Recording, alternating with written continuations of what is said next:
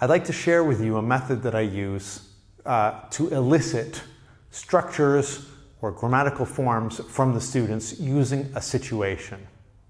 Okay, here we have a situation. I'm going to talk to you a little bit the way I would say to students.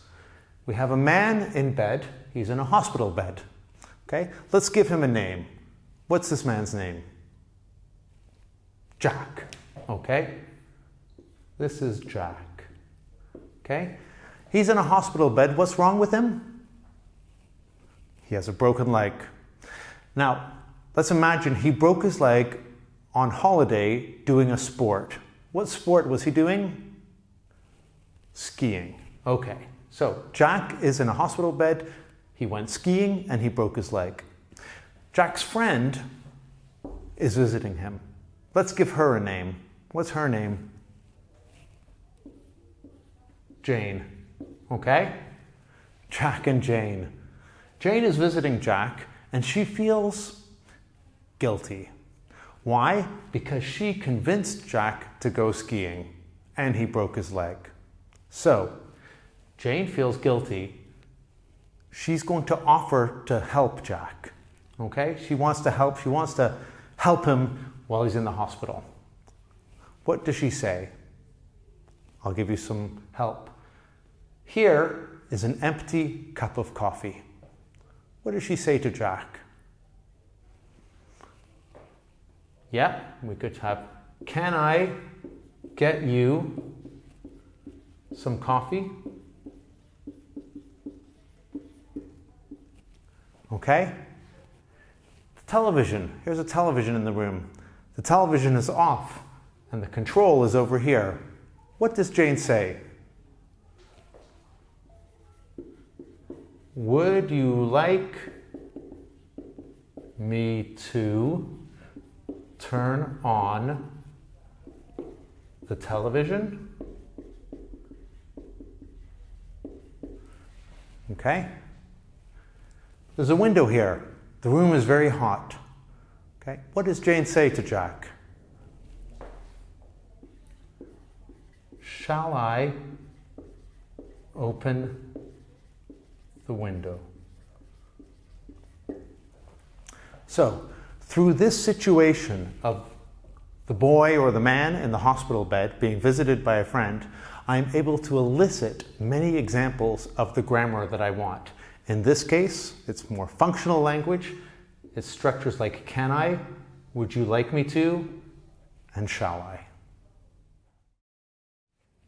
What I had just done there was an example of what is sometimes called a generative situation. So a generative situation, by that I mean a situation which can generate a lot of the target language, the language that I want to focus on. So in that case, I was focusing on requests and maybe indirect requests, like would you like me to, shall I, can I, etc. for you, okay? So generative situations, a good generative situation will make it easy to naturally come up with lots of examples. Think of the one that I just did there with the man in bed with a broken leg and the woman coming to visit him. It's quite easy once I gave the first few examples for anyone to think of other examples of things that she could offer to do. She could say, you know, would you like me to tuck you in? Would you like me to bring you something to eat? Would you like me to turn off the television? Shall I turn up the volume, etc.? And I think a good generative situation will make it easy to think of lots of examples. Let's take another example of a generative situation. Imagine two friends meeting each other after a long time.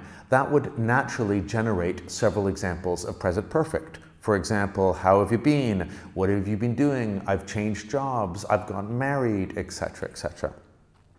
When you choose one of these situations, I think it's worth making sure of two things. The first is that the situation is clear conceptually, like the concept. The situation should be easy to grasp. The man with the broken leg in bed being visited by a friend who feels guilty, conceptually that's quite easy to understand. What you don't want to do is spend a lot of time explaining a situation just to get some simple language.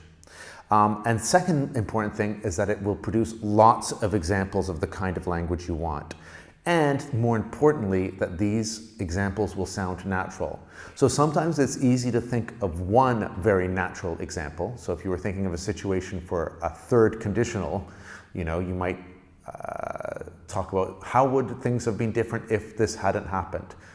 But then it might be hard to make several other examples. So you almost need to practice out yourself or with a friend generating a lot of examples. If you yourself have chosen a situation and can, after 2 examples, you're struggling to find more examples, it's not a good generative situation for your grammar.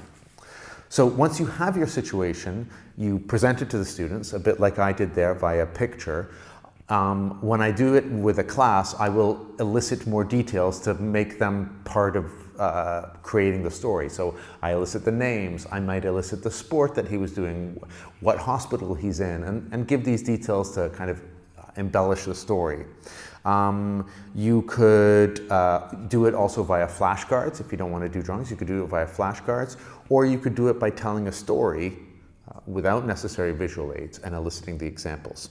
Let me give you some other examples of generative situations and the kind of grammar they might generate. So, for example, a memorable holiday. I think you can all guess that that would generate a lot of examples of past simple. I went to Morocco last year. We ate this. We stayed at a hotel. I visited, etc. A sales representative and a customer. What kind of grammar would that generate a lot of? I think that could generate lots of examples of conditionals. If you buy this, you'll never need to change this again. If you get 2, we'll throw in a 3rd one free. If you have a problem with it, you can bring it back, etc. And another classic generative example used in books a lot is 2 friends trying to make a date to see each other. So they both have their calendars or their day planners or phones out. I guess you can imagine what kind of grammar this would generate. Lots of present continuous. What are you doing next Tuesday? I'm going to the dentist. I'm seeing my parents, etc. So generative situations, great way to generate a lot of examples and then use those to focus on the grammar.